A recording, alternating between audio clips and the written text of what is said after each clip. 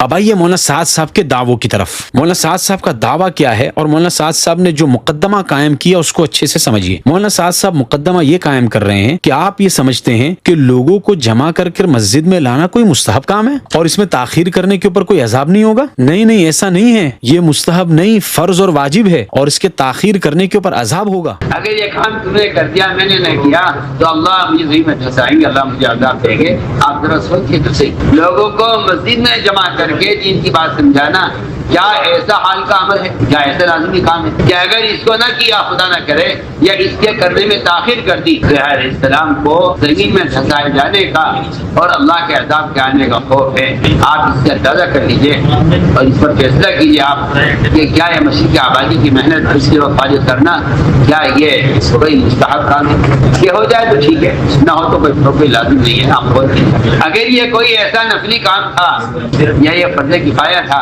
علیہ السلام کو زمین میں دھسائے جانے کا، علیہ السلام کو اللہ کے عذاب کے آنے کا کیوں خوف؟ اس طرح سے معلوم ہوتا ہے کہ اس کو نہ ٹالا جا سکتا ہے نہ کچھ بڑھانا جا سکتا ہے۔ انہوں نے عیسیٰ علیہ السلام پر بھی ڈال دیا اور اس کو ٹال بھی نہیں دیا کہ بعد میں کریں گے۔ اگر اس میں ہم نے دیر کر دی تو اللہ ہمیں زمین میں دھسائیں گے، اللہ ہمیں عذاب دیں گے۔ آپ اس سے اندازہ کر لیجئے اور اس پر فیصلہ کیجئے آپ کہ کیا یہ مسیح کی آبادی کی محنت اس کی حفاظت کرنا، کیا یہ کوئی مستحب کام ہے؟ کہ ہو جائے تو ٹھیک ہے، نہ ہو تو کوئی لازم نہیں ہے۔ آپ بول دیجیے۔ اس مقدمے کو قائم کرنے کے بعد مولانا بطور دلیل کے اس حدیث کو پیش کر رہے ہیں کہ دیکھو اللہ تعالیٰ نے یحییٰ علیہ السلام کو یہ حکم دیا کہ یحییٰ بنی اسرائیل کو مسجد میں جمع کرو۔ یہ پہلا جھوٹ۔ یحییٰ علیہ السلام کو اس کام میں تاخیر ہوئی تو مولانا سعد صاحب کہتے ہیں کہ عیسیٰ علیہ السلام نے یحییٰ علیہ السلام کو کہا کہ اللہ تعالیٰ نے آپ کو یہ حکم دیا تھا کہ بنی اسرائیل کو مسجد میں جمع کریں، اگر آپ کو تاخیر ہو رہی ہے تو یہ کام میں کر لیتا ہوں۔ یہ دوسرا جھوٹ۔ اور پھر یحییٰ علیہ السلام کو جو ڈر اور اندیشہ ہوا کہ اگر میں نے اس کام میں تاخیر کر دی تو کہیں اللہ کا عذاب نہ آ جائے، تو مولانا سعد صاحب کہتے ہیں کہ یہ جو تاخیر کی وجہ سے عذاب کا اندیشہ ہوا نا، وہ اس وجہ سے ہوا کہ بنی اسرائیل کو مسجد میں جمع کرنے میں تاخیر ہو گئی۔ یہ تیسرا جھوٹ۔ اب مولانا سعد صاحب کا جو یہ دعویٰ ہے نا، یہ عبارت النص والا ہے، یہ اشارت النص والا اور اقتضاء النص اور دلالت النص والا دعویٰ نہیں ہے۔ مولانا نے عبارت النص والا دعویٰ کیا ہے اور عبارت النص سے مولانا سعد صاحب کے یہ جھوٹے دعوے ہرگز ثابت ہو ہی نہیں سکتے، کیونکہ جو مولانا سعد صاحب کا دعویٰ ہے وہ حدیث میں موجود ہی نہیں ہے، وہ الفاظ ہی حدیث میں موجود نہیں ہے کہ اللہ تعالیٰ یحییٰ علیہ السلام کو یہ کہہ رہے ہیں کہ یحییٰ لوگوں کو مسجد میں جمع کرو۔ اس لیے مولانا سعد صاحب کے یہ دعوے نہ تو اس حدیث کی عبارت النص سے ثابت ہوتے ہیں، نہ اس کی اشارت النص سے ثابت ہوتے ہیں، اور نہ اقتضاء النص اور دلالت النص سے ثابت ہوتے ہیں۔